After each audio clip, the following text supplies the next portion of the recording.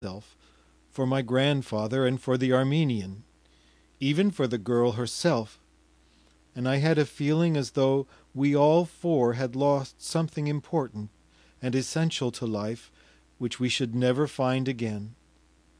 My grandfather, too, grew melancholy. He talked no more about manure or about oats, but sat silent, looking pensively at Masha.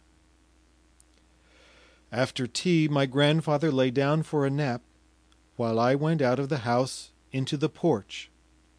The house, like all the houses in the Armenian village, stood in the full sun.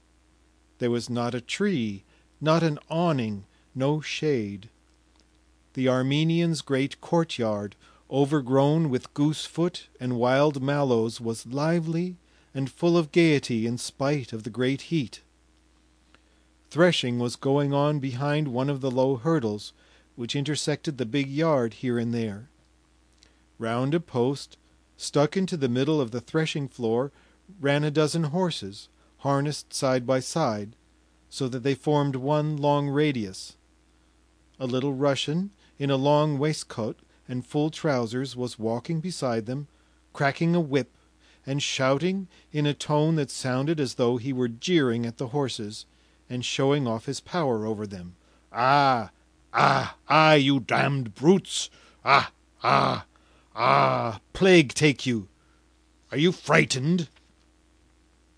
The horses, sorrel, white, and piebald, not understanding why they were made to run round in one place and to crush the wheat straw, ran unwillingly, as though with effort, swinging their tails with an offended air. The wind raised up perfect clouds of golden chaff from under their hoofs and carried it away far beyond the hurdle. Near the tall fresh stacks peasant women were swarming with rakes, and carts were moving, and beyond the stacks in another yard another dozen similar horses were running round a post, and a similar little Russian was cracking his whip and jeering at the horses. The steps on which I was sitting were hot. On the thin rails, and here and there on the window frames, sap was oozing out of the wood from the heat. Red ladybirds were huddling together in the streaks of shadow under the steps and under the shutters. The sun was baking me on my head, on my chest, and on my back, but I did not notice it, and was conscious only of the thud of bare feet on the uneven floor, in the passage and in the rooms behind me. After clearing away the tea things, Masha ran down the steps, fluttering the air as she passed, and like a bird flew into a little grimy outhouse, I suppose the kitchen, from which came the smell of roast mutton and the sound of angry talk in Armenian.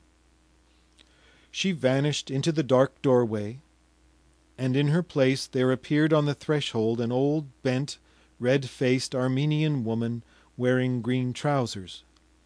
The old woman was angry and was scolding someone. Soon afterwards Masha appeared in the doorway, flushed with the heat of the kitchen, and carrying a big black loaf on her shoulder. Swaying gracefully under the weight of the bread, she ran across the yard to the threshing floor, darted over the hurdle, and, wrapped in a cloud of golden chaff, vanished behind the carts. The little Russian who was driving the horses lowered his whip, sank into silence, and gazed for a minute in the direction of the carts. Then, when the Armenian girl darted again by the horses and leaped over the hurdle, he followed her with his eyes, and shouted to the horses in a tone as though he were greatly disappointed. "Plague take you, unclean devils!" And all the while I was unceasingly hearing her bare feet, and seeing how she walked across the yard with a grave, preoccupied face. She ran now down the steps, swishing the air about me, now into the kitchen, now to the threshing floor, now through the gate, and I could hardly turn my head quickly enough to watch her. And the oftener she fluttered by me with her beauty, the more acute became my sadness. I felt sorry both for her and for myself, and for the little Russian who mournfully watched her every time she ran through the cloud of chaff to the carts. Whether it was envy of her beauty, or that I was regretting that the girl was not mine and never would be, or that I was a stranger to her, or whether I vaguely felt that her rare beauty was accidental, unnecessary, and, like everything on earth, of short duration, or whether perhaps my sadness was that peculiar feeling which is excited in man by the contemplation of real beauty, God only knows. The 3 hours of waiting passed unnoticed.